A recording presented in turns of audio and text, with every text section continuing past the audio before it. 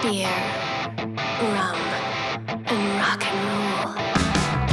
Saving rock, one conversation at a time.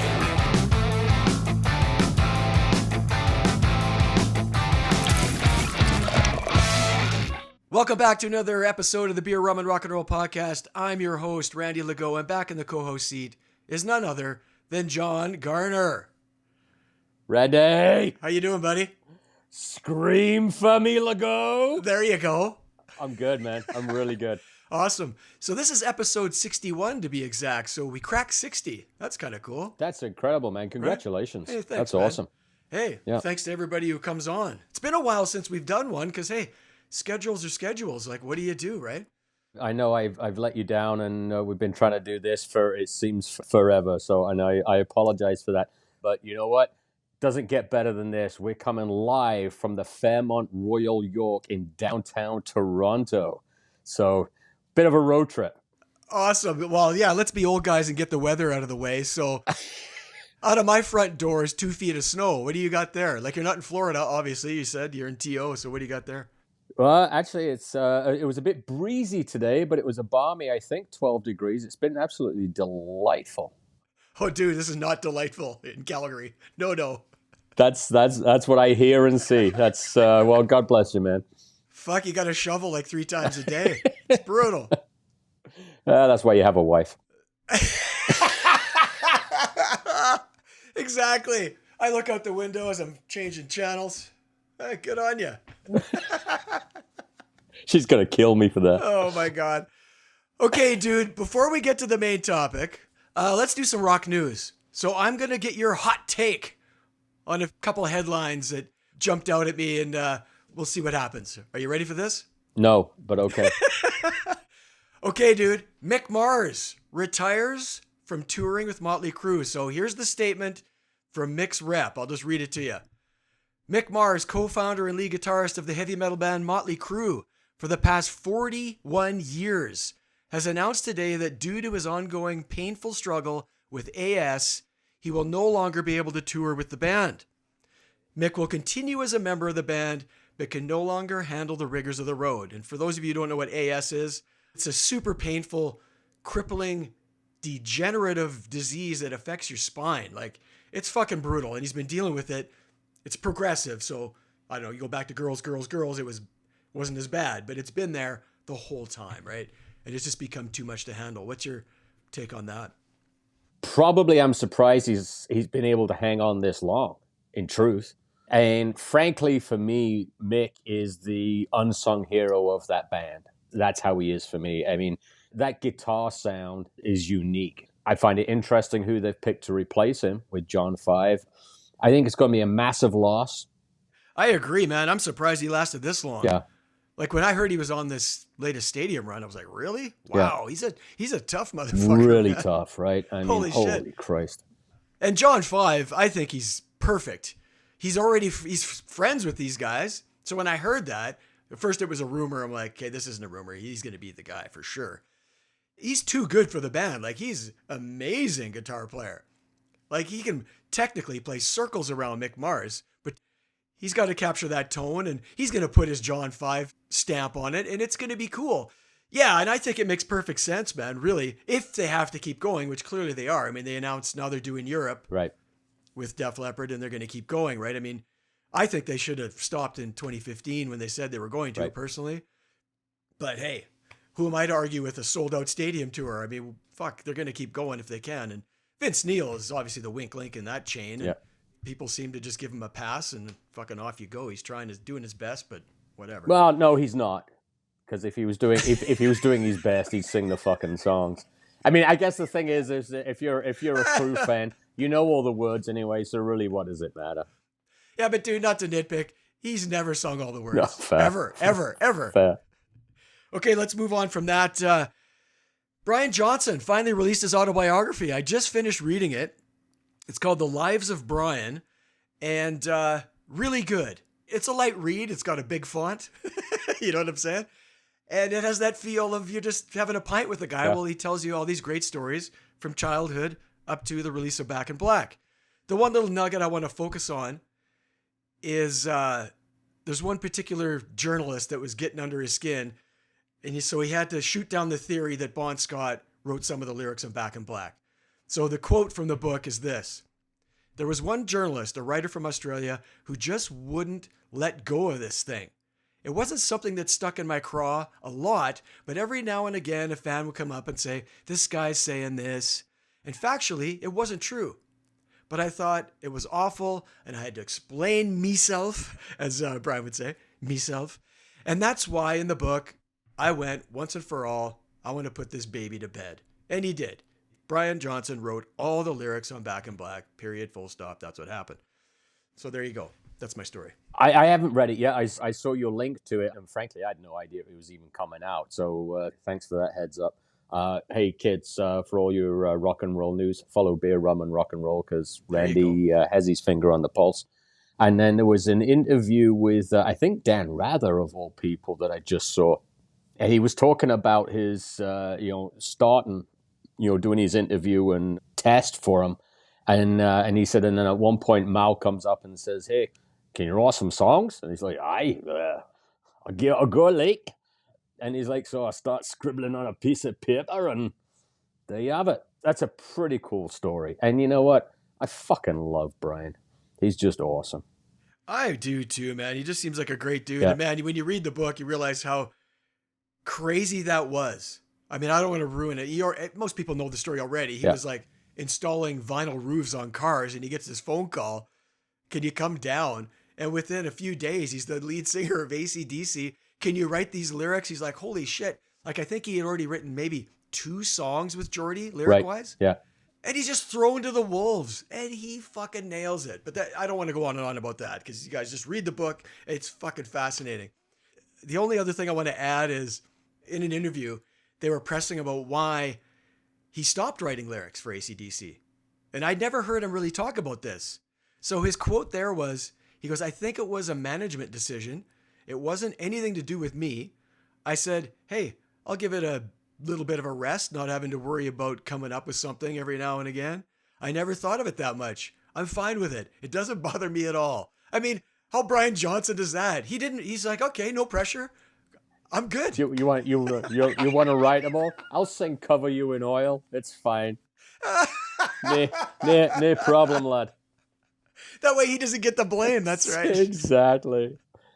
Yeah, you're right. He just seems like a guy you could have a beer with, no problem. God, I hope on one of my trips in Florida, I'm in Sarasota and bump into him. That would be just... That's right. He lives down there, that's right. He, yeah.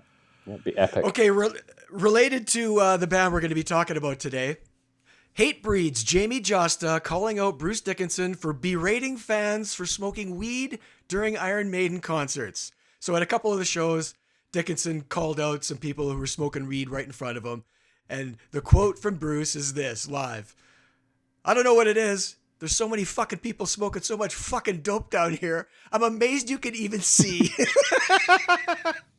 Poor old Steve. I don't know if you know, but he absolutely fucking hates marijuana and the smell of it, all right?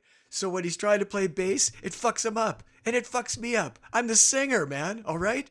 I would just ask for a tiny bit of respect. If you want to get completely stoned out of your fucking mind, go out back and do it. And when I read that, I thought, yes, like, enough. The guy had throat cancer, for fuck's sake. Are you going to lose your high walking from your car to your seat? I don't want to smell it either. I got nothing. I don't mind getting high once in a while, but I don't want it blown in my face either. Handle it in the parking lot, inside or outside. I don't give a shit. And then come in. Hey. That's my rant. Hey, people got their rights, man. You can't be telling me what I can do, where I can do it. I'm with you. Hey. Don't be a dick. Don't be a dick. That's all. All the time. That's right. How many shows have we been to at the Saddle Dome in Calgary, and you turn up and there's people falling down drunk like fuck an hour before the show even starts, and you're like, what? Like, I mean, it's not like they're gonna sober up by the time Maiden come on. I'm there for the show. I have no problem with his stance on it. Hey, if you like the band, respect the band. Yeah. Get high in your fucking car and come in. Anyway, Yeah. So Jasta, his response on Twitter was kind of funny. He's like, Bruce Dickinson, if you read this, hi, you're a great vocalist and frontman. Hope you're well. Just so you know, lots of people like to smoke weed at outdoor concerts. What doesn't annoy you, bro? Besides flying planes, LOL, you might need a puff or two. I think he's missing the point. Well, I don't believe the gig was outdoors. No. But either way, if I was sitting next to a guy and he's vaping fucking nuclear clouds in front of my face, I wouldn't like that either. Like, fuck. People make a light about, vaping. Hey, it's water vapor. Yeah, well, some of them stink like dog shit. Get it out of my fucking face. Hey, have you heard of edibles? Right. This is what I do. Yeah, exactly. I do edibles. Yeah. There's no smoke. No smoke. Exactly. Have a gummy bear. Enjoy yourself. And everybody's happy. Yeah. What else? Okay, let's change to a positive, John. KK Downing performing with Judas Priest at the Rock and Roll Hall of Fame induction, and just from what I saw on YouTube, because it hasn't officially aired on HBO yet, killed. They killed it. Of course. It was amazing. Yes, they're doing 3 songs, and yes, they're all the hits. You got another thing coming, Breaking the Law, Living After Midnight. I get it. We've heard them a million times. I don't care. It killed. Don't care one little bit. Having Ken back in, Richie being up there as well. I mean, God bless Glenn Tipton, man. And the fact that he can still, even for that snippet, get up there and take part in that. I'm really thrilled for us, the whole Priest family, and for KK, that they could, for at least for that period of time, smooth things over. The real cool thing for me was Les fucking Binks. Right? Oh, my God. 2 guys drumming. Him and Scott drumming the whole time, the same time. That was very cool. I don't know how Les Binks keeps up with Scott Travis, but yeah, I mean, right? God bless you, brother. I mean, he was playing different stuff. I mean, you think back 50 years, Randall. They obviously rehearsed the shit out of it, as they should, because you could tell it was well done. And it was just cool. Like, Richie Faulkner, I'm a fan. A lot of people, he's a clone, so he happens to have blonde hair. He's got his own thing going on. If it weren't for him, the band would probably not exist. I mean, I would go that far. I got no problem with that. I just think he should move over to this side of the stage, and KK should move on that side of the stage, and they should keep going that way. Like, it looked cool. Those guys together with the V's, the flying V's, I thought it was awesome. And I love Glenn Tipton. And that's not like I don't love Glenn Tipton. I do. Yeah. But he can't do it anymore. KK's got to come back. I really hope this is the catalyst for him to be back in the band. Yeah. I really do. Yeah. I got a good feeling, John. Well, crossing my fingers, buddy. Let's hope. And hey, and you know what? You get Rob Halford singing with Dolly Parton. Dude, I was just going to say, I thought, hey, isn't that kind of cool? 2 worlds colliding. And I thought, that's cool and really kind of weird. It's just fucking awesome. Are you kidding me? But that's what makes it cool. Cool. And Jolene, I fucking love that song. My last thing on that is, this is just really a drag. I mean, it's cool Priest got in, but Priest is now one of only 3 heavy metal bands in the hall, hey? It's them, Sabbath, and Metallica. That's it. Like, are you kidding me? I mean, Maiden's got to go in next. I mean, they should get in. God damn it.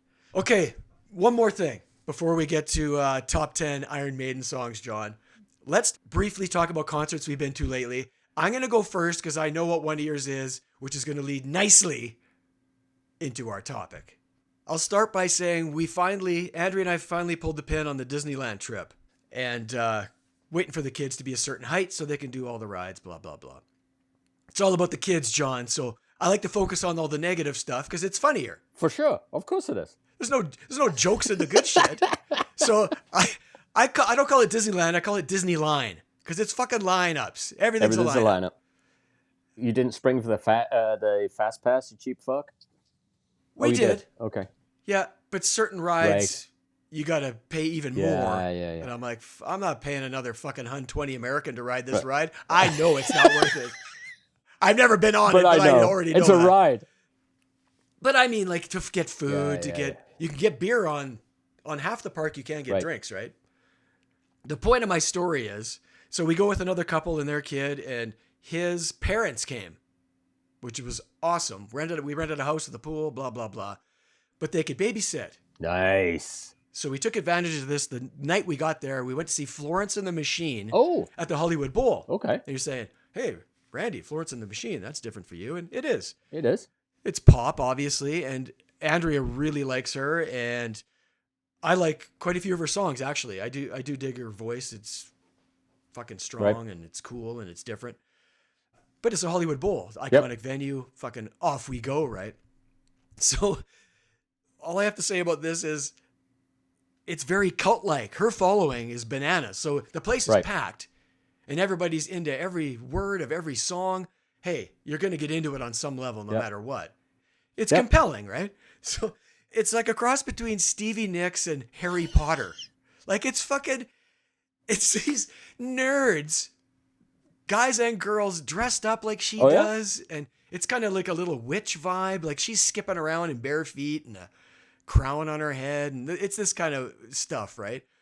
If you like tell me Richie Blackmore's crazy. playing guitar, I'm going to lose my mind. It's kind of got that vibe. It's kind of got that medieval pop. I don't know. It's weird, man. But it was fun. My rant is... Because it wouldn't be a story without a rant. Right. My rant on it is, and this guy didn't ruin it for me, but he came close. It's not Metallica where it's super fucking loud and would drown out anybody doing anything. It's not that kind of music, right?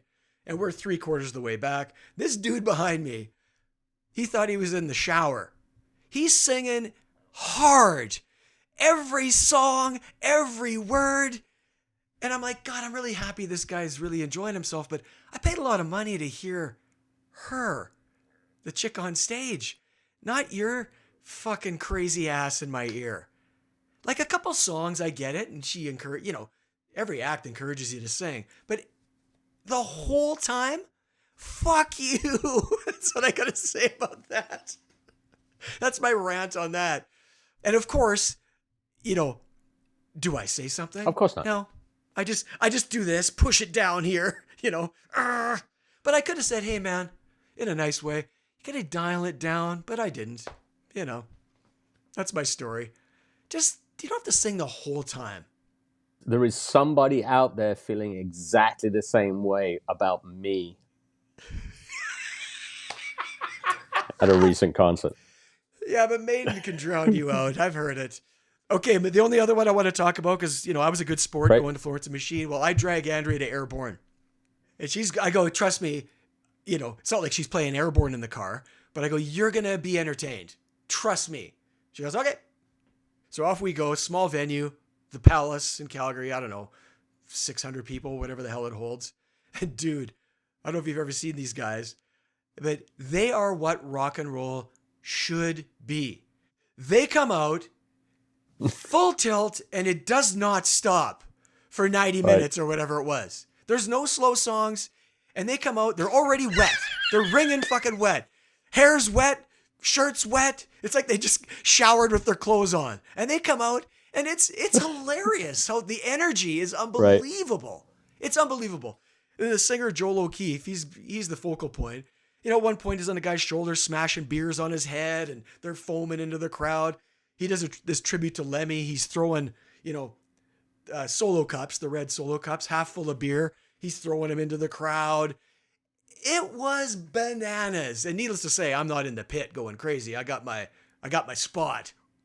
I'm not into slamming around, but there was a mosh pit from hell. It was killer. It was fucking killer, dude. That's all I'm going to say. If you haven't seen Airborne, God damn it, run, don't walk to see Airborne. It was just phenomenal. It's one of those shows where I thought, man, I wish Garner was here because you would have loved every note of this show. No question. I love the band. So yeah, I would. Just awesome. And I would have sung along with every single track. Oh, right in my ear. You know what, though? It was so fucking loud. You wouldn't have known. Dude, it's the loudest thing I've been to in a long time. That's all right. Like, Andrea's like, is my hearing going to come back? I go, calm down. It'll be fine. It took 2 days for the buzz to go away. It was that loud, dude. Oh, yeah, you could have sang your ass off right here. No, it would have been nothing. Nothing. Zero.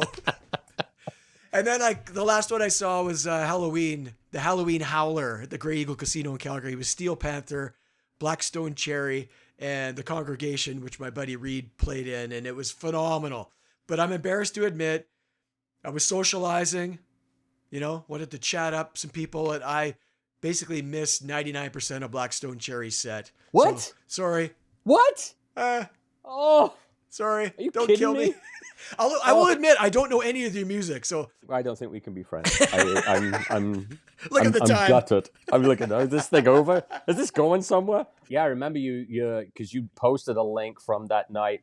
The Congregation did a Clutch cover, Electric Worry, and I mean, A, Clutch, B, Electric Worry, my favorite song of Clutch's, and they killed it. Great to see Reed up there. That's awesome. Absolutely, it suited them to a T. I didn't know they were going to play it. I had no idea what the set list was, and they did kill it. Yeah, it was fun, man. And Panther's Panther. I mean, there's naked chicks on stage, and I like the between song banter better than the songs. Actually, like it's hilarious. I've seen them a bunch of times, and they never disappoint. And that's my story. A good time was had, John. Okay, what do you got for me? You know I love this band. Me First and the Gimmies. I got to see them. And for those that don't know, it's a punk super group. And the best thing about them is it's all covers. Every album that they put out is genre specific. They've done country, they've done show tunes, but it is camp as fuck, but the music is so tight. I mean, you talked about Panther with the sort of the comedy aspect. They just have the thread all the way through about writing songs, which of course none of them wrote any of these songs. Right. They get towards the end of the set, and the singer goes around and introduces all the band, and the drummer who used to play with the Damned, who is fucking killer. I mean, he is just on the whole time. So what do you have to be thankful for? It's like, well, being in this band and coming to perform every night, but frankly, being able to be surrounded by such great songwriters night in, night out is just great. And it's like, again, it's stupid. They play it up from Somewhere Over the Rainbow to, I mean, we talked about Jolene earlier. I mean, I'm sorry. It is the best version of Jolene you will ever hear in your life. Me and Julio down in the schoolyard. I mean, just pick where you want to go with this. They were epic. It's a notch on the concert headboard. Thrilled. And it was everything I hoped it would be, frankly. Hey, that's awesome, right? I don't have that notch, man. Yeah, I love them too. I mean, in a word, they're just fun. That's it. They're fun. It's a hoot. Don't take it seriously. Yeah. What I do like with them is when they start off, it's like, okay, do I know where this is going? What song are they doing here? You're not quite sure with where they're going, and then all of a sudden it's like, oh yeah. You recognize it, but you don't at the same time. Yeah. You know who's I like too that's kind of like that is the Dan Band. You ever heard of the Dan Band? Mm-mm. So they were featured in Old School. They're that band that plays the wedding at the beginning. Okay. I see that fucking look in your eyes. Turn around, bright eyes. That's the band. Yeah. Right. Okay. So, yeah. You should check them out. They're kind of like that too. Okay, man. Let's hit me with the big one. Maiden, Legacy of the Beast. And I mean, if I say they didn't disappoint, is that a stupid thing to say? Honestly, the coolest thing, I went with some friends that had never seen a Maiden show before, had no idea what to expect. They did a little bit of due diligence. I give them credit on that. At least listen to a little bit on their way to the show. I said, it's basically heavy metal theater. You will never have seen anything like this in your life. And then if you can layer into that, there isn't a band member under 65, just don't think about it as you're going through, but at the end of the night, just think about that. That's a good point. Bit. Yeah. That's the second time you saw this tour, because I know I was with you. Yeah. Earlier on. But this is a different one, dude. They've changed it. Right, because they have the Senjutsu stuff going. Yeah. Right. Yeah. My friends, when the first Eddie comes out, the Senjutsu, they're like, what the fuck is this? I said, just fucking simmer down. Like, we've not even started yet. Just hold on. So when we saw them, they came out with Aces High, the Huge, and the Spitfire. Yep. So they saved that for later then, because they came out with Senjutsu, right? Last song. I see. Finished off. They flipped it. I mean, I did look at the set list, and let's talk about the set list, because Maiden's got to start switching shit up. First And they off, did. When was the last time you heard the Klansman, dude? that's part of my problem. I saw it. Well, when we saw it, they played it. Those 2 fucking Blaze Bayley songs. Enough. We get it. You like those songs, Steve. Get rid of those. Play somewhere off somewhere in time or something. Like they're hammering those 2 songs. It's enough. That's the next tour. Fuck, I know. That's the next tour. And Blood Brothers. Fuck, enough. Enough. You're not going to get an invite back next time if you carry on. Yeah, what's the other one? Sign of the Cross. Yeah. Out. They've been hammering those 2 Blaze Bayley songs to death. I'm not saying I don't like them on some level. Right. But I'd rather hear Bruce sing some old shit. That's all I'm saying. Something out of Dance of Death. Sure. That would be better. Especially the Klansman as an encore. No. That's not an encore. Come on. That's your beer break song. Beer break. That's the end of the show. I know. It is cool having Aces as the last song, though, I Yeah. will say. That's cool. Because, hey, as an opener at the end, all good. You know me, I like to poke holes in it. What can I say? Yeah, I think you're being picky. You know, they've already released their dates and stuff for their next tour, Future Past and Jutsu and Somewhere in Time. I mean, they're going to start running out of ways to recycle. I'm all for it, by the way. I love Somewhere in Time. But they're going to start running out of ways to recycle that old shit, man. Not a chance. Fuck. Let's do this. Top 10 Iron Maiden songs. Now, I was shocked in a way that this was harder than Top 10 AC/DC. Okay, I'm glad you said that because I've been paralyzed. Dude, I thought it would be easier, but it was harder No, in some way. it was. So let's take turns. You go first. Give me your criteria. And, well, you're the guest, so you can choose to go first or second. What do you want to do? Well, I'm going to go first because it's way easier.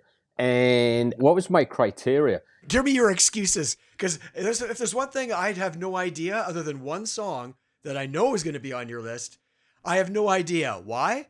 Top 10 AC/DC songs, not one Back in Black song. There's no fucking way I could have predicted that. So I have no idea. You might have no Power Slave on this list for all I know. I don't know. So here's the thing. I am not a gambling man, but I am almost 100% certain we each know each other's number one. Yes. I'm almost 100% certain on that. That notwithstanding, there's no fucking way. I don't even think you know 50% of my top 10. What was my criteria? I love you like a brother. You know that. You're my dearest friend. What I love about you getting me to do this, I take it so seriously and I go do my homework. And I go back and listen to this shit. I haven't gone through Maiden in depth, like album by album, in forever. Because first off, it's too much. It's a lot. There's way too much. Yeah. I don't have all day to listen to Senjutsu again. Like, I just don't. But I went album by album. What I found was I kept coming back and coming back and coming back to stuff. And then there was something that tweaked in me, whether it was an initial memory or a later memory. Some of them, there's a couple of them, frankly, whilst they're great album tracks, the reason that they're on the list is because of the live performances. So that was my criteria. Okay, my criteria, I wasn't going to have to, I'm not going to sit here and, I got to represent every era and every album. I don't give a shit. I just went with my gut, right? And I tried as best as I could to not think, that track's overplayed. I tried to think of when I first got into it and the impact it had then, because that's what really matters. Yeah, some shit's overplayed, but it's overplayed for a reason, right? 100%. That's my take on that. And also, when I was done my list, like right now, I'm thinking, God, should I switch that one out? Like I was just agonizing over it, and I still agonize over it. I just had to pull the pin. Yep. But a lot of mine I felt were low-hanging fruit. You know what I mean? I know 100% what you mean. They're not as deep as I thought maybe they were going to be. Right. But I'm like, well, fuck, that's a better song. That's a better song than that. I'm not going to be Mr. Deep Cuts the whole time. It is what it is. Yeah. And just because I didn't pick a song doesn't mean I don't like it. There's just so fucking many ridiculous. Great songs. It's just ridiculous. Right? So that's my criteria, man. Like nothing crazy, but I went through it like you did. And then I started second guessing everything, and then it drove me nuts. But I just stopped. This is going to be interesting. I really think it's going to be interesting. Okay, man. I've got my Fear of the Dark, Iron Maiden. What kind of beer is this? English Stout. Yeah. That's a bit strong for you, isn't it? Well, I can man up and have Yeah. one. Cheers. Cheers, buddy. I did look around. No Maiden beer in the Toronto area for me. So for those of you not familiar, Great Lakes Brewery, try the Canuck Pale Ale. Excellent. What do you got for number 10? Let's do this.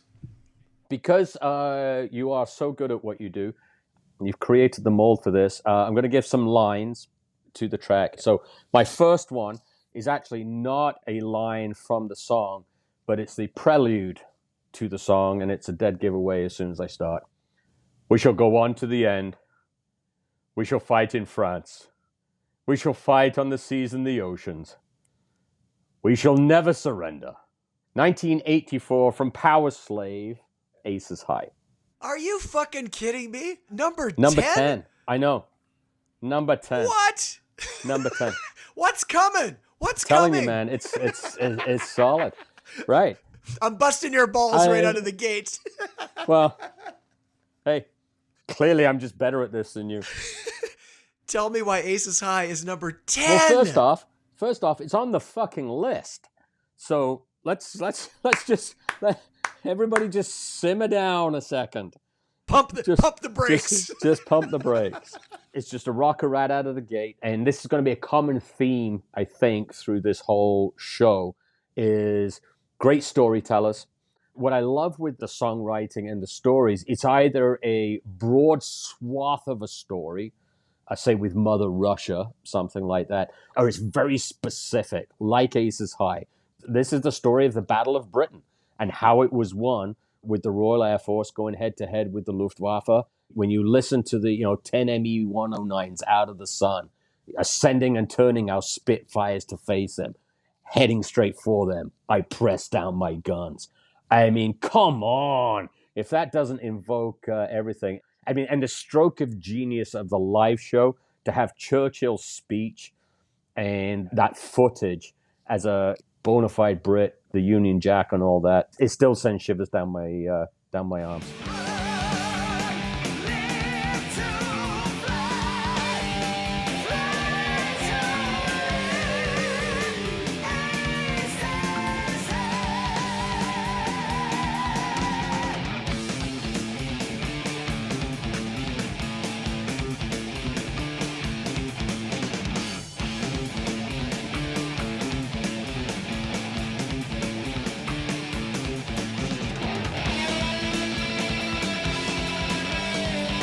All I'm going to say about that, I'll be talking about that one much, much later in the show.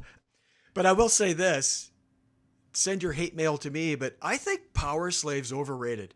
As an album? Yeah. I only really like about half of it. Like, really like half of it. The other half, it's okay. But it would be, off the top of my head, 1, 2, 3, 4, maybe my 5th favorite album. Big Aura and Back in the Village, and some of those songs, they're not that great, I don't think. I love that tour, and the whole spectacle of that album is incredible. But if you really stop and look at that album, for me, only about half of it rocks my world. That's all I'm going to say for now. Okay, buddy. Number 10 for me. Oh, we'll continue with this lyric theme. Let's do this. I was strolling through the streets of Paris, and it was cold. It was starting to rain. And then I heard a piercing scream, and I rushed to the scene of the crime. But all I found were the butchered remains of 2 girls that lay side by side. Murders in the Rue Morgue. Someone call the gendarmes. Now, when I'm a kid, I have no idea what he's saying. And in fact, till I did the research for this show, I didn't know what he was saying. Apparently, well, you know this, it's a police officer in France and other French-speaking countries. That's what they called them, gendarmes. I guess I'm pronouncing that right. Well, okay, but Randall, I've got to stop you here. Sure. You know, our Royal Canadian Mounted Police, in French, Gendarme Royal Canadien, the GRC. Oh, there you go. You're welcome. I'm learning. So yeah, number 10, Murders in the Rue Morgue, written by Steve Harris off 81's Killers. I fucking love this song. It's amazing. Let me just say right off the top, I love the first 2 albums. Period. They contain some of their best riffs, some of their best playing, some of their best songs. Full fucking stop. You can debate Di'Anno and Dickinson all day long. The songs are amazing. They just are. This is a Maiden thing, and this is going to be on repeat, but it starts off really mellow. And then that slowly builds to that big slow riff, and then it pauses, and then Clive Burr starts that fucking snare roll. And it fucking just takes off. It's awesome. It's got a great groove. It's got some swing. Maiden swings on this one. And there's that time change on the bridge is really cool. There's not really a guitar solo on this one. It's more like a little melodic lead. I think it's Dave Murray threading through it, right? So like a melodic lead break. There's no like stop and let's shred, right? And Steve Harris's bass playing on this track is off the fucking hook. And it's really up front in the mix yes. on these early albums, I find. In a good way. I'm just a sucker for this type of track. It fucking rips. It's why it's my number 10. Murders in the Rue Morgue. It's a good one. You came out strong, dude.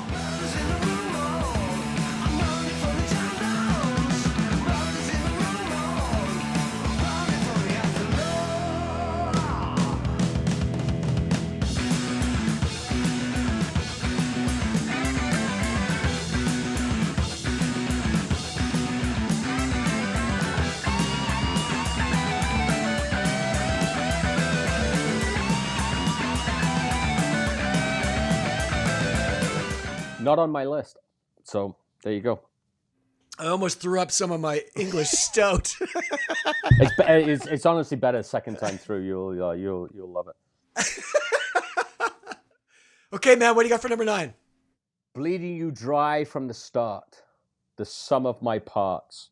To give it away, new life in a day. Some new Frankenstein, damned for all time.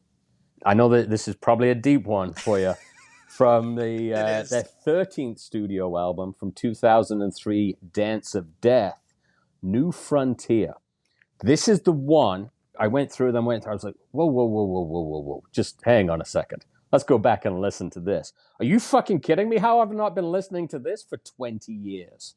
It's a classic rocker.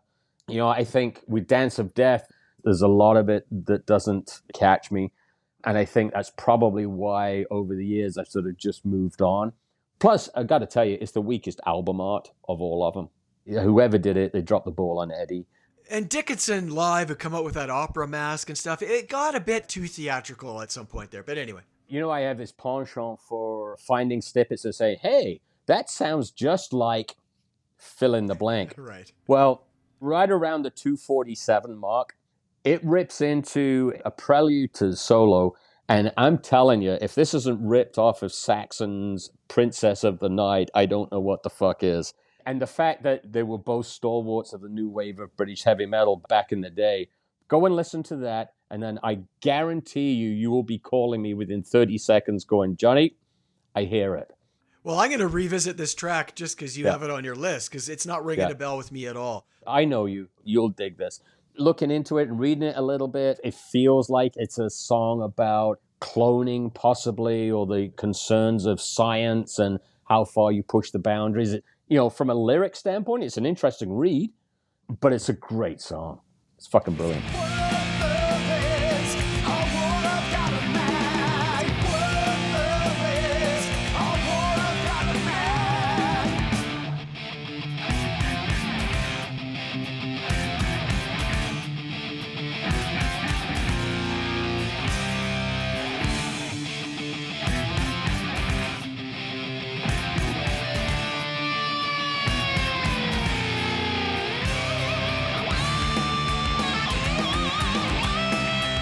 This is what I'm going to love about this list, just like I loved, surprisingly, about the AC/DC one, is we're coming at it completely differently, and I think that's great. I mean, it would be boring if we had the same fucking top 10. That would be a drag.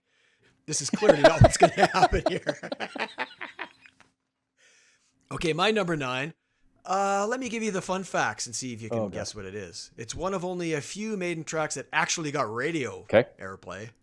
That's fucking rare. You'll get it here. The lyrics are loosely based on the ancient Greek myth of Icarus. Oh. So obviously it's Flight of the Icarus, written by Adrian Smith and Bruce Dickinson off 83's Peace of Mind. Love it. At this point, because I saw the Peace of Mind tour, it's the first time I saw Maiden, I was obsessed with this band. So I remember seeing the video for this track, which if you look it up now, if you're a kid today, it looks hokey as shit. It's studio stuff. They recorded in the Bahamas there, and it's studio stuff of the band mixed with conceptual footage that's all grainy. And I mean, it's lame by today's standards, but I remember loving this video, loving this song. It's got that trademark gallop in it again, and that chorus is phenomenal. Right. Fly on your way like an eagle. I mean, it's wicked, right? Guitar solo. Dave and Adrian, once again, it just showcases their completely distinct styles, which we've talked about a million times, but it's on display here. And I love the way it ends. Dave Murray does a really cool outro solo, and he just rips, like he's just ripping it. And then it leads into Bruce screaming, fly as high as the sun. And then he screams his fucking balls off. The way that song ends is just epic. I love it. Great subject matter. I think this is still one of the things that I love about this band in general. They'll go into any area. With an AC/DC song or an AC/DC album, you've pretty much an idea what the content is going to be. Sexual innuendo, and it's just going to be fun. And like, I mean, who the hell knows where these guys are going to go, which I think is what makes them special. I agree. And as a kid, you're learning shit. Yes. You might look up Icarus and see what the fuck that is. Another interesting thing of note, Steve Harris said that releasing Icarus in the States was a mistake, he says. I do wish we had time to break it in live before we recorded it. It's a lot more powerful live, a lot faster and heavier, right? But then Bruce chimed in and says, hey, Steve never liked it. He thought it was too slow, but I wanted it to be that rock steady sort of beat. I knew it would get onto American radio if we kept it that way, and I was right. And I agree with Bruce. I like the way it is. Because they've got enough of that fast shit. I like it the way it is.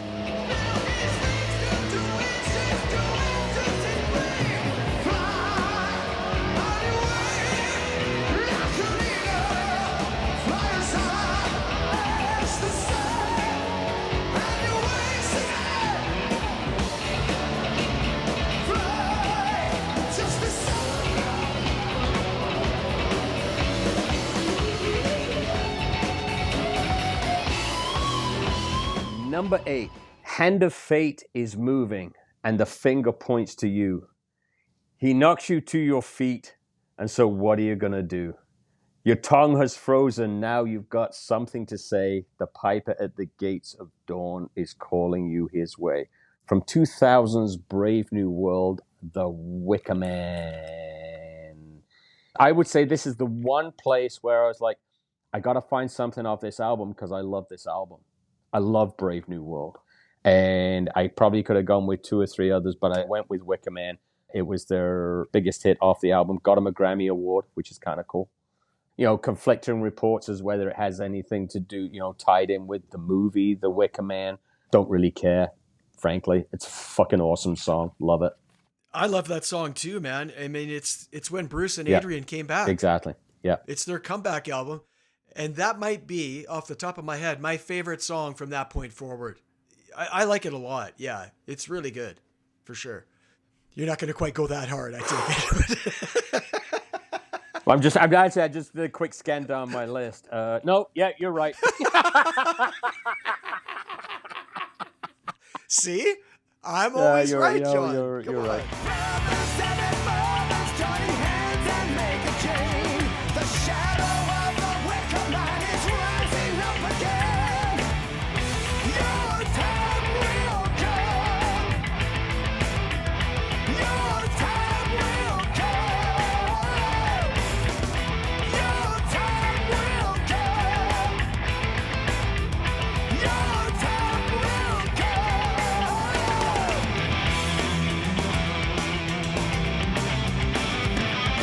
Okay, buddy, my number 8, we've talked about it.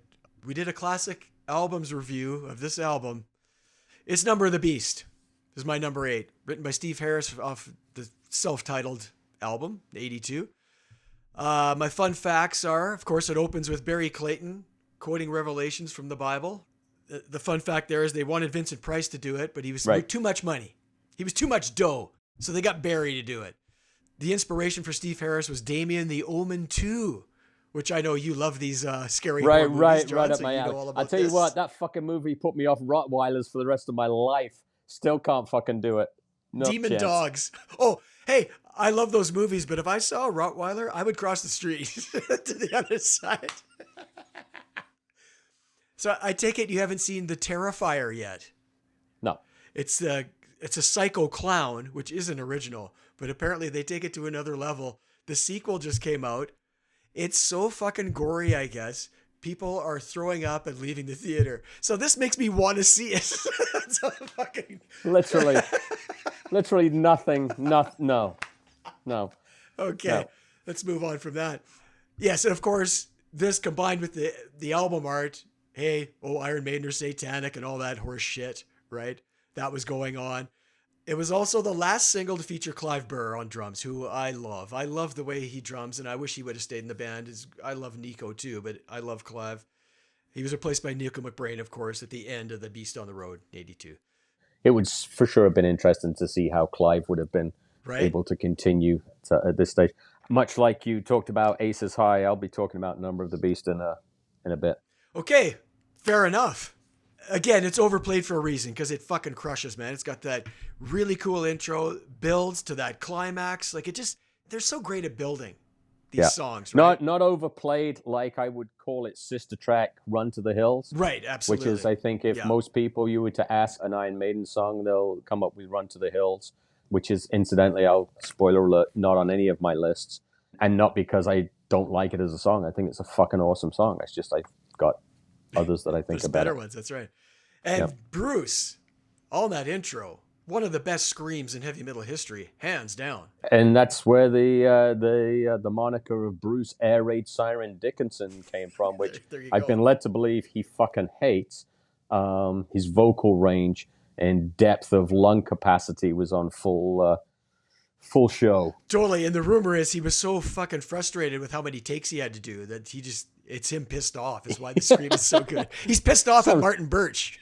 Sounds like Bruce. Exactly. And lyrically, it's cool as hell too. And as a teenager, I mean, come on, it's right up your alley. I was eating this shit up, right? Anything, more Satan. Give me more Satan, right? More Satan. Yeah, exactly. Right? 666. Here we go. I'm coming back. I will return. I'll possess your body. I'll make you burn. I have the fire. I have the force. I have the power to make my evil take its course. I mean, the band is tight as hell. Guitar solos are ripping. I love the ending again. I love the hard out. I don't want the fade. I want that hard out. It's been performed at almost all their concert tours. Every time you're going to hear it. It's a stone cold fucking classic. And again, another live video for this one. And I love that too. Because I hadn't seen them live yet at this point. So seeing the live video, awesome. Right? And let's be real. This is the album that kicked Iron Maiden off. Oh, totally. Absolutely.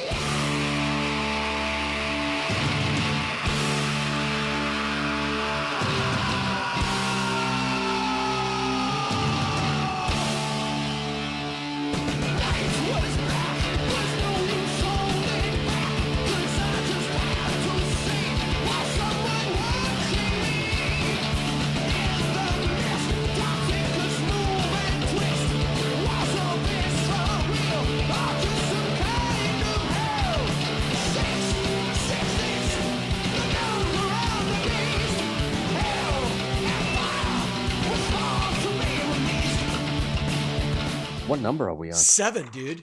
7. Okay. I'm not going to actually give song lyrics, but an intro, because this is one of the live songs I was talking about, but an intro as to how this song was introduced at one point. The moral of this story, this is what not to do if your bird shits on you. The rhyme of the ancient mariner. Oh, that's deep. From 1984's Power Slave, The Rhyme of the Ancient Mariner. Now, if you go back even to album number 1, Iron Maiden, there was already an inkling of the length that they would go to on songs. There were already sort of mini epics in there. This, for me, is where they went... And the fact that they would then go and put it in their live show, it's a great story, the Samuel Taylor Coleridge poem, put to music. What I especially liked was that in the live show, they almost harness a little bit of Queen with Bohemian Rhapsody in the middle where there's the actual spoken word. Yes. The lights dim, the Steve with just his bass line, and it's an epic song. And again, one of their few epics that would translate live. And on that Live After Death album, I mean, if you haven't seen it, you're clearly not a Maiden fan, or you're like 12. They're at their peak. I agree. The Rime of the Ancient Mariner for me, number 7.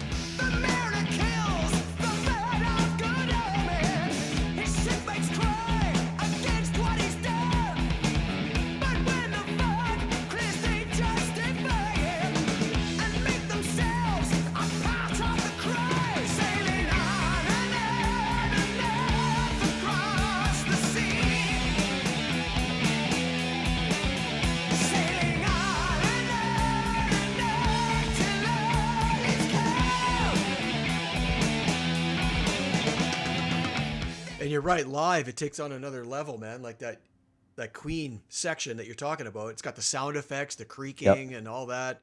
It's really cool. Yeah, they had an epic on all those early albums. They always put one in there, right? Alexander the Great and Seventh Son and To Tame a Land. They always had one. That's a great one. Absolutely, man. My number 7, I'll give you my fun fact, and you're going to get it in about 2 seconds. Song based on the charge of the Light Brigade at the Battle of Balaclava in 1854, which took place during the Crimean War. So you're going to learn shit.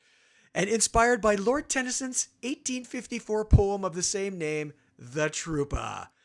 Into the Valley of Death rode the 10,000. See?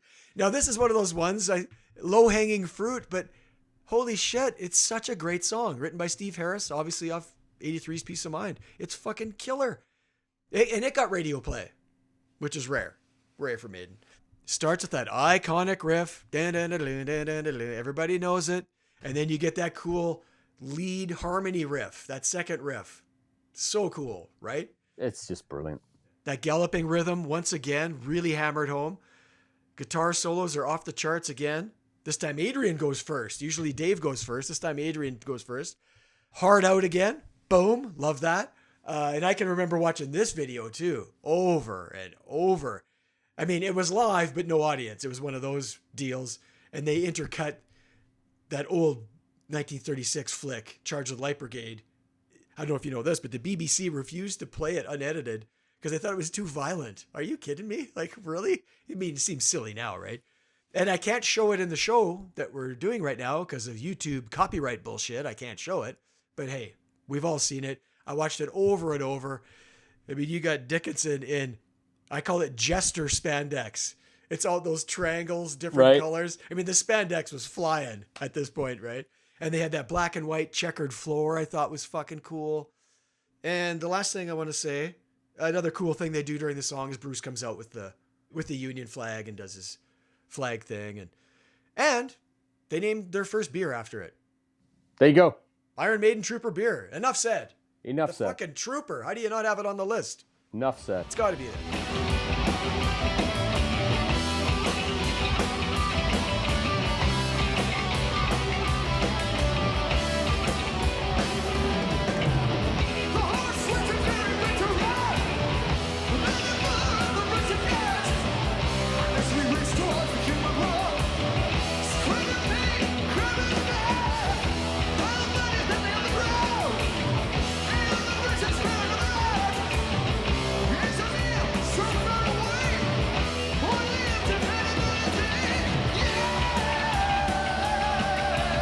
So for the first time in, I believe, beer, rum, and rock and roll history, I'm doing something on the fly. I'm switching order.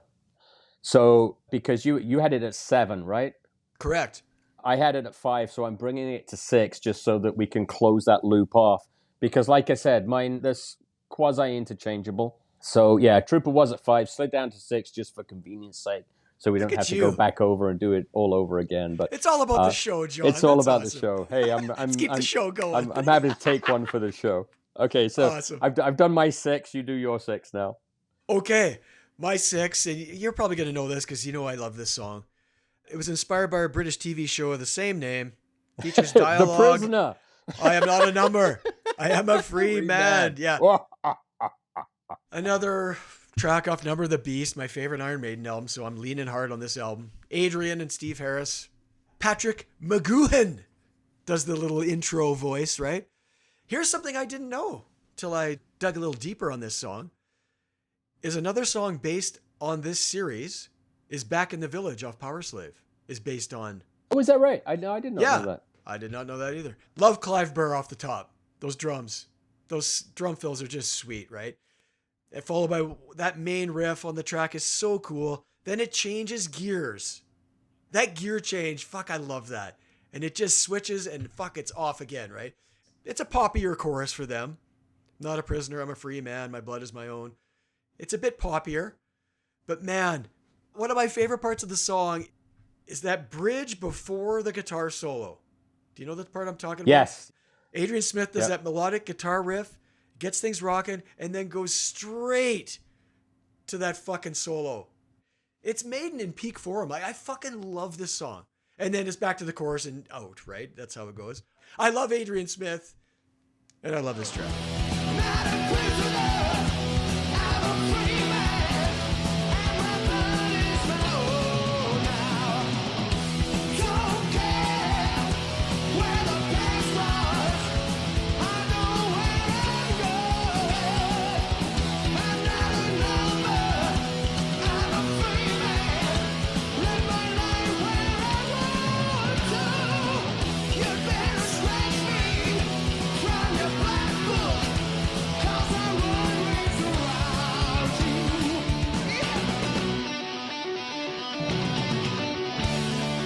That was one that I hummed and hawed about. Didn't make it on my list, but I'm certainly not going to bust your balls on The Prisoner.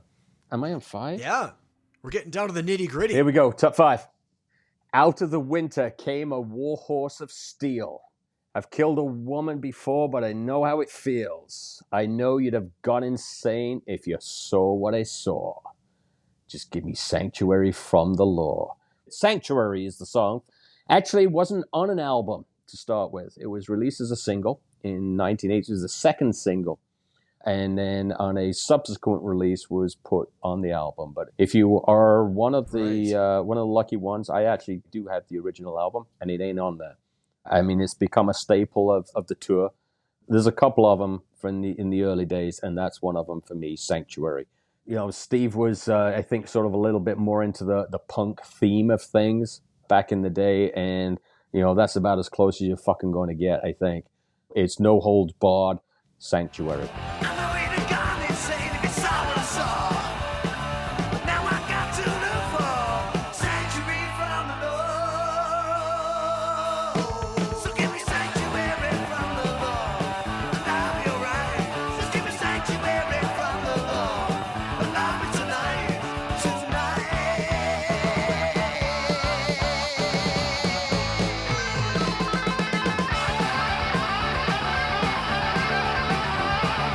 I'm happy you went back that far. I didn't think you were going to. That's awesome. I love that song. It was on my list at one point, and I begrudgingly cut it off. You're welcome.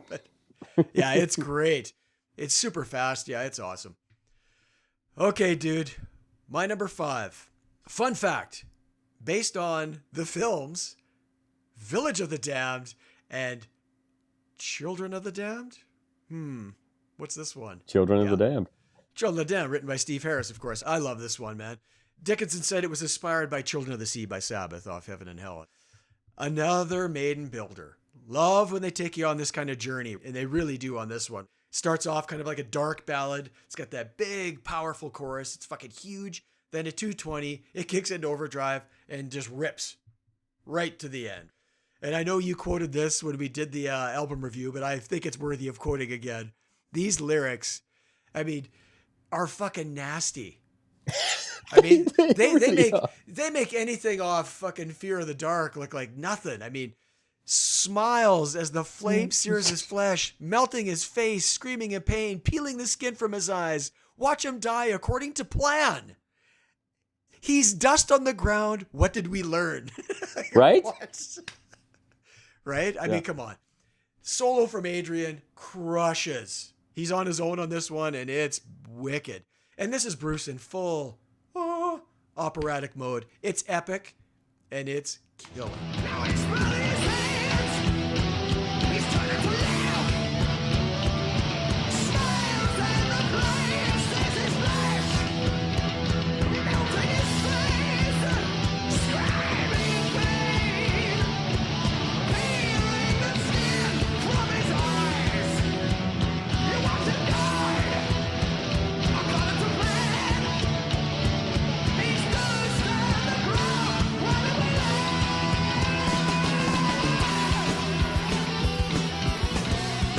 No argument. Killer song, not on my list. Oh my God! Yeah. I mean, You're telling me that that's not better than Wicker Man? Come on.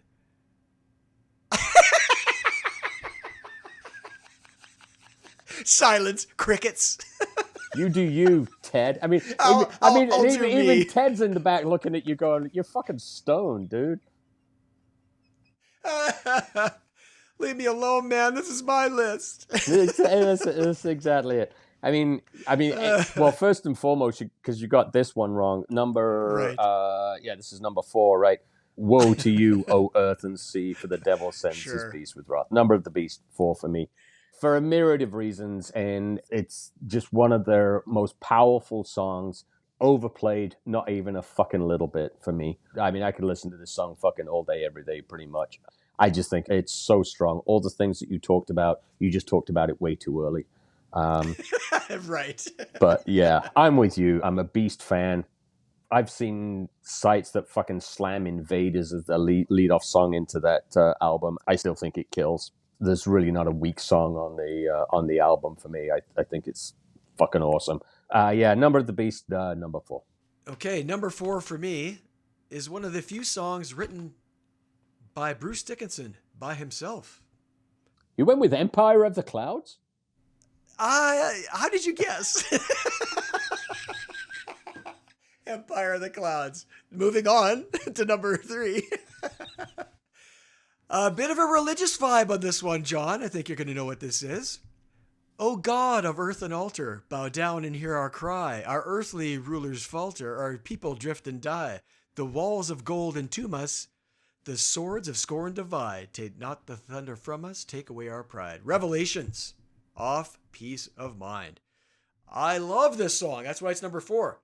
It's got a quieter, more chill vibe when Bruce is singing, which is contrasted with that quicker pace during the instrumental sections, right? Cool dynamics, right? Amazing fucking solos, check. Great live. Bruce even plays a little guitar live off the top. He used to, yeah, Power Slave I'm kind of alluding to.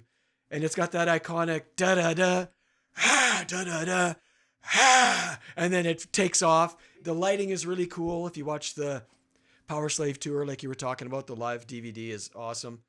Yeah, this song, I love it. That's why it's number 4.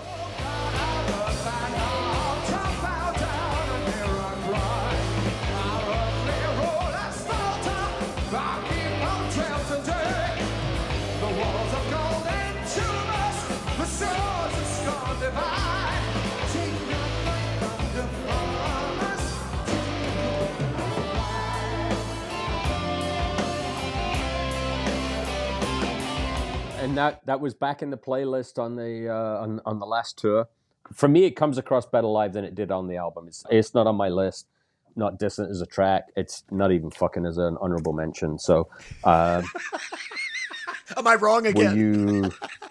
Have you been at a concert recently and smoking shit? Like, I mean, what have you been doing, dude? I was vaping. Yeah. Each to their own. Damn. All right. All right. Fair enough. Number 3.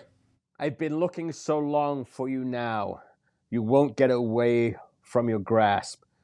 You've been living so long in hiding, behind that false mask. From 1980's first album, Iron Maiden, The Phantom of the Opera.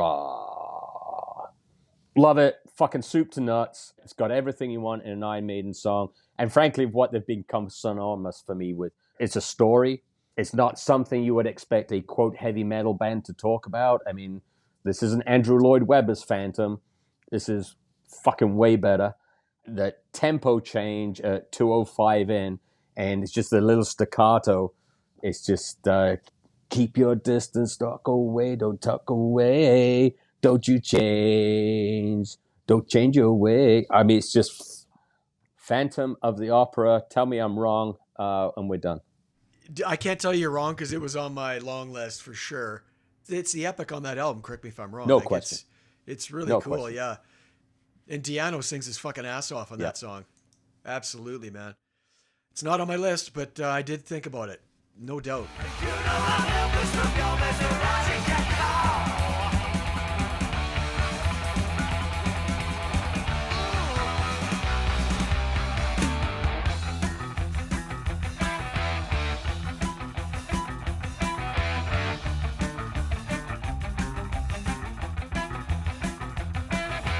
Keep your distance, walk away, don't take it, baby. Don't you stray, don't fade away, yeah. Okay, number 3 for me. It's written by Steve Harris, like a lot of these are. This song fucking rips, and every time I hear it, I have the same reaction. Are you ready? Yep. I was born into the scene of angriness and greed and dominance and persecution. My mother was a queen my dad had never seen. I was never meant to be. Wrathchild is my number 3. This song fucking slays. Like the way it starts with just the bass, doodle-doodle, doodle-doodle, doodle-doodle, and it just comes crashing in. The guitars just slam in. Dave Murray starts soloing right off the top. You know, Here I Am, and he just starts wailing. Di'Anno sounds great. And man, I don't know if you can tell by what I was reading there, but there's a shitload of lyrics to fit into this song, and Di'Anno kills it. Like there's a lot of words to fit in. That's got to be hard. But isn't that a Maiden thing? Even with Dickinson later, I don't know how you get it all in. They're tough songs to sing along to. Maiden is not high on my karaoke list. Let me tell you that.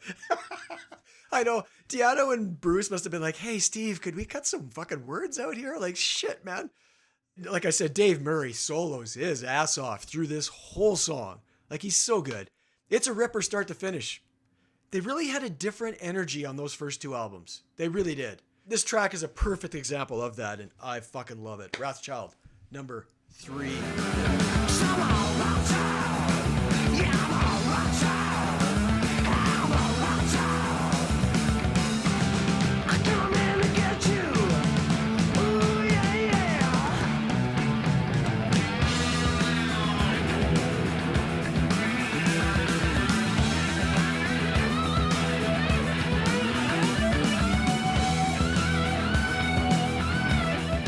You ready? It's up 2. We're down to it. And here's the thing. I mean, I know you know what my number 1 is. The problem is I do know what your number 1 is, and it's my number 2. It's sort of a tip of the hat. It's just not quite there for me. Come on. I'm waiting in my cold cell as the bell begins to chime, reflecting on my past life, and it doesn't have much time. From 1982's Number of the Beast, Hallowed Be Thy Name. If it wasn't for my favorite song, this would be number 1 for a myriad of reasons. I mean, it's just got everything. It tells a tale, it meanders, it goes, it comes back, and Bruce, at his best, in the opening wail, is just epic. Just because you're my friend and frankly it is your show, I'm going to let you take it from there. Well, I can't talk about it yet. All right. Oh my God. Yeah. What a song. Absolutely, So what's your number man. 2? My number 2, which you've mentioned already, is a Steve Harris composition. And like a lot of their songs, starts out slower. Ding, dun, dun, dun, ding, with the big snare hits from Nico, right? And you know that switch is coming, and does it ever. It's fucking Aces High. That's my number 2. It's another classic Maiden riff. And I love them at this pace. It works great live, like we said, as an opening track. It's tough to beat as an opener. In fact, that's what I want to hear as the opening track. Every time. The Churchill thing, and then the band's on tape too. Like that intro, the band's on tape, and then they come in hard. I'm with you, man. Like, just open every show with that. It's good. Right? And then the pyro goes off, and oh man. Again, Dave and Adrian soloing is killer as usual. Bruce is right in his element in this one. That storytelling vibe again, tons of words again, but he fucking kills it. Running, scrambling, flying, rolling, turning, diving, going it again. I mean, it's just gut, but he just fucking nails it. It becomes part of him. It would be cool to be in the studio to see how he works that out. You go to a Maiden show, watch Steve Harris. He sings every fucking song. Every song. Like, it's insane. I find it kind of annoying, I'm not going to lie. No, I love it. Because when Bruce is standing right next to him, it's like, okay, let him sing. Like, what are you doing? But he is. He's not even fucking close to a microphone. If he could sing, Bruce would be out of a job, that's for sure. For sure he would. Obviously, he can't. You think of the discography and the fact that he knows every single fucking word. Well, he wrote most of them. I mean, I understand he wrote, but not all of them. That's right. And a great live performance video again. I watched it so many times. I recorded it and watched it over and over. And again, I can't show it on this show because of bullshit, copyright stuff, but we all know what it is. And Aces High is the fucking shit. My number 2. Here we go. Do you want to give the opening lines for me? Or should I just do it for myself because it makes me happy? You go right ahead. I don't want to steal your thunder, John. Liar. I am a man who walks alone. And when I walk on a dark road at night or strolling through the park, Fear of the Dark from 1992's Fear of the Dark. So, fun fact for you on this, Randy, because we actually haven't talked about this, I don't think, is that I was blissfully unaware of this album until The Best of the Beast, the compilation, came out. What? I had moved to Canada in 1991, and there was little or no information on anything. 1991, I don't know if you remember how the internet was back then. Like, it wasn't. I stumbled across this Best of the Beast, a Best of Iron Maiden album, and it had a live version of Fear of the Dark on it. And with the crowd all singing along, I'm like, what the fuck is this? It took me a sort of a New York minute to find it, but I've been hooked on that song ever since. I can't get enough of it. You know, the whole sing-along with the melody in the live show, it's all I can handle. You and your singing. I know. I want to be a sing-along guitarist. What can I say? And I'm shit at both. But for me, it's got everything. It's dark. It starts off slow. You know it's going to ramp up. And boy, fucking does it ever. And it's got the whole jumping up and down thing. I love the jumping up and down thing. And then, and it just comes down. For me, it's Sister Track, Afraid to Shoot Strangers. I was really trying to find a slot for that. I didn't find a slot for it, although I love it. But yeah, number 1 song for me, Iron Maiden's discography, is Fear of the Dark.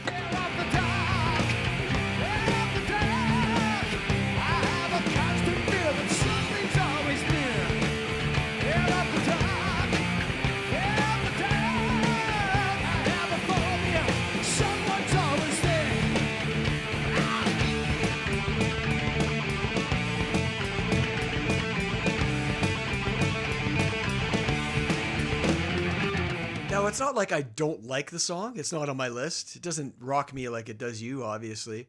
It checks all the Maiden boxes for sure. If I had to pick a hole in it, I find the lyrics for Steve a little Walking through the park, something behind you in the dark. I don't think lyrically it's that great.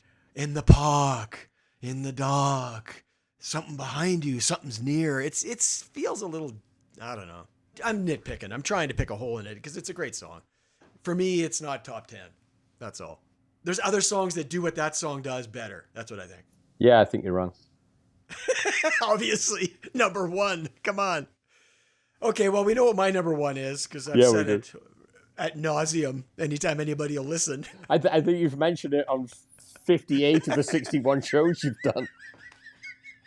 Just no segue. Hey, by the way, Hello Be Thy Name's a favorite Iron Maiden song. Has nothing to do with the topic. Yeah. How do you feel about the Paramore show? Oh, Iron Maiden's Hallowed Be Thy Name. For me, this song is what Fear of the Dark is for you. Like, this one, to me, checks all the Maiden boxes. If nobody had heard the band, this is the one I would play them. A fun fact, it's remained in all but 2 of the band's set lists since the album came out. And Dickinson described it as fantastic. It's like narrating a movie for the audience, and a lot of their songs are like that, Yep. right? It's the most celebrated of the band's epics. That's debatable, obviously. You would debate that. I'd debate that. Well, okay, so is Fear of the Dark an epic? I don't know. It's just I think it is. It's just my favorite song. I think it's an epic, Yeah. for sure. Yeah. And again, broken record. I love this, the way this one builds. Yep. And it goes into that main riff. And I love that stop-start thing in the verse, right? I love when they do that. And then you get that pace change. I mean, if you didn't know this band, you'd think, well, fuck, all their songs are the same then. You guys are saying the same thing. There's a pace change at 420 and off they go. No, you got to listen because they're all different in their own way, right? And that fucking scream, the enter city here scream for me, Calgary, scream for, I mean, it's iconic. They have to play it. For me, if they don't play it, I'm pissed off walking out of there. They have to play it because it's the shit. Dave and Adrian shred their asses off as usual. Clive Burr kills it. I also love the end when they're just fucking ripping it and that hard out and Clive's whacking that fucking snare. Like, it's just awesome. It's killer. It is. It's a great song. It was my number 2. I mean, in fairness. Right, exactly. You had it in there. That's what she said. Yeah. It's hello. It's got everything Maiden does best at a fucking high level. Yeah. It's why it's number 1. It's fucking awesome.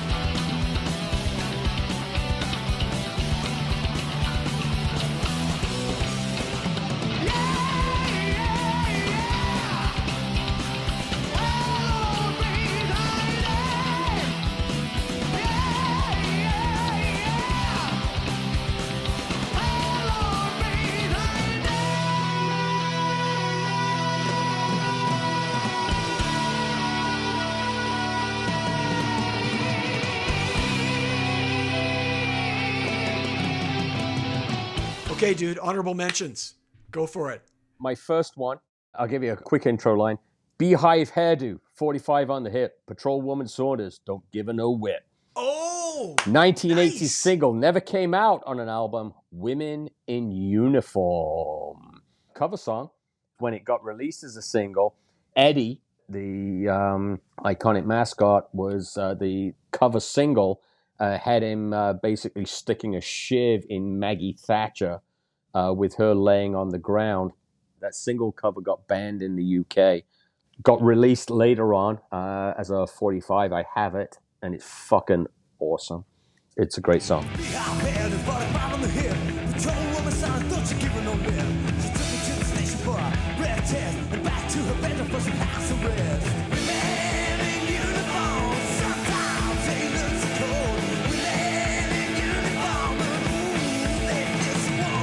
I kind of forgot about that one. Yeah, I love that one. It wasn't on an album, like you said. Correct. Yeah. But I remember that video. That's the first time I heard the band, was seeing that video. Oh, is that right? Yep. I'm like, who are these guys? I just thought they were so cool. Come on over, baby. Let's have some fun. Anyway, yeah, I love that song. It Nice was one. it was awesome. I've liked the song since it came out, which hasn't been that long. But after the show, I was like, fuck it, I got to have this on my list. It's from 2021, Senjutsu. Across a painted desert lays a train of vagabonds writing on the wall. I liked it when it first came out, Randall. And I tell you what, it kicks ass as a fucking live song. And what I love about it is that it's got this sort of biblical theme about it, but there's almost like a spaghetti western intro to it, Yeah. which is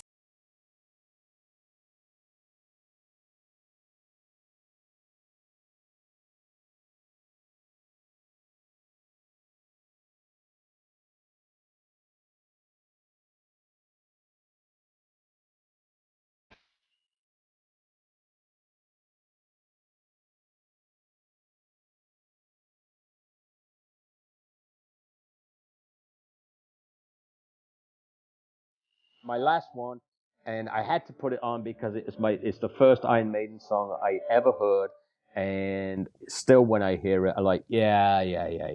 This is what got me going. Just 16, a pickup truck, out of money, out of luck, running free, baby. It gets no fucking better. I mean, I know it's not in my top 10, but I got the album Axe Attack. It was my first album, and that fucking thing came on. I'm like, woohoo! Hey, I got to do a bit more digging on this at whatever age I was with that. But What do we got here? what have we got here? Yeah, Running Free. Just 16, big on drunk, out of money, out of love. I got nowhere to call my own. Hit the gas and here I go. I'm running free, yeah. I'm running free. I'm running free, yeah. Oh, I'm running free. It was on my long list. Yeah. Again, I'm a sucker for that short, fast. That's a great song. And live, it's great. It's so better good. live, Yeah. actually. They get the crowd going, and yeah. Okay, my 3 honorables are as follows. I'll see if you can get this one lyric-wise. You walk through the subway. His eyes burn a hole in your back. A footstep behind you. He lunges, prepared for attack. This sounds like Fear of the Dark. Scream for mercy. He laughs as you watch you bleed. Killer behind you. His bloodlust defies all his needs.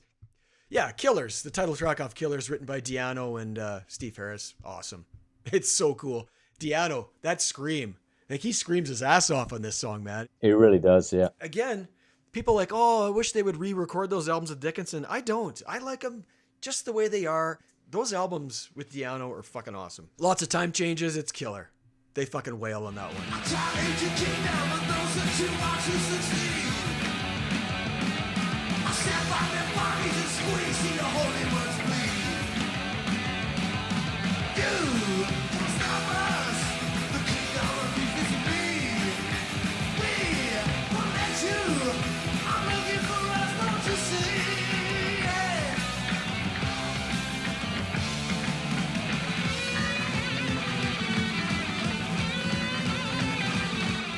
My second one, had to throw an instrumental in because I love when they go instrumental.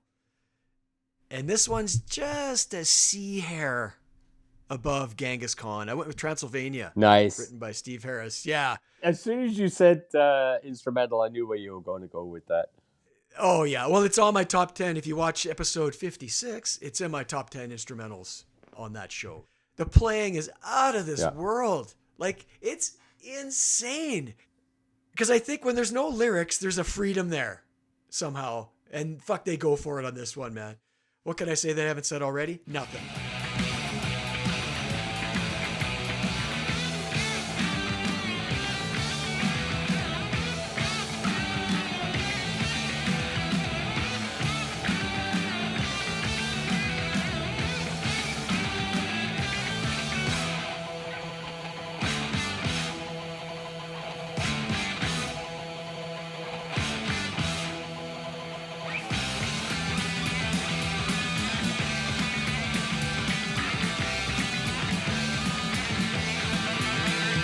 I had to get this one in because it was almost in my top 10.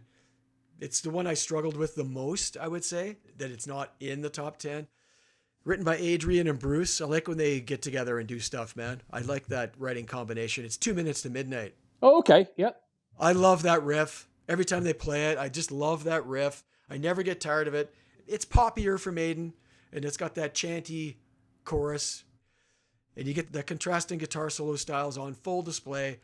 There's just great dynamics in it, right? There's that breakdown after the solo, and things slow down again, then the main riff comes back in. It's killer.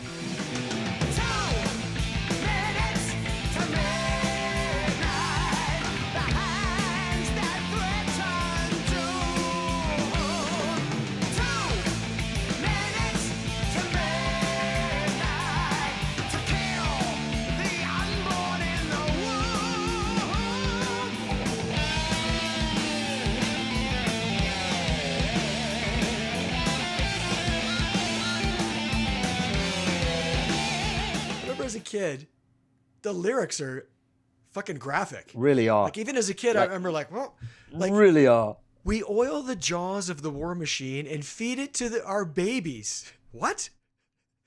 The body bags and little rags, children torn in two, the jellied brains of those who remain to put a finger out on you, 2 minutes to midnight, to kill the unborn in the womb. You're like, holy fuck. This is not chicks and cars. Right. Oh my God. And again, I love the hard out. Midnight, all night. I love that song. I know a lot of people are tired of it and don't like it, but I do like it a lot. That's it. That's my 3 honorables, man. Great list, and As always, it's just a fucking hoot to do. My stress level is down now that it's over because it's been a little rugged. I won't lie. Yeah, to sum up for me, I mean, I have 4 off Number of the Beast. That's one thing I noticed. And other than Hallowed, I didn't really have an epic. Like I said, I had no Rhyme, no Seventh Son, no Alexander the Great, To Tame a Land, even though I love all those. I love those epics, but my heart is where the faster, shorter songs are. It just is. It's not like I don't like those songs, right? And I had nothing past Power Slave, I noticed. Wow. I live from the debut to Seventh Son. I do live in there with Maiden. It's not like I don't listen to that other stuff. Like, I know pretty much every note of that first run. And I'm such a fucking stickler. Like, when Adrian Smith left, and I loved Adrian Smith, I didn't even listen to Fear of the Dark for years. Like, I just like, But of course there's great songs after that. But to me, none of that stuff competes with those first albums. And that's just the way it is, man. Yeah, super hard list to put together because they have so many great songs, like we said. Any final thoughts? Yeah, I think their discography is, I mean, frankly, I think it's second to none. I don't think there's a metal band that has been going for this length of time that can hold a candle to what they've put together. They still haven't lost their core. It's not like they became Rush or something else. Well, if I have an issue with them later on, they became a little too proggy for me, is the first thing. And they've got that Irish folk thing in there a little bit all the time. It gets a little too fuddly-duddly for me with the newer stuff. Like, there's way too much for Yannick to skip with. It gets a little fuddly-duddly.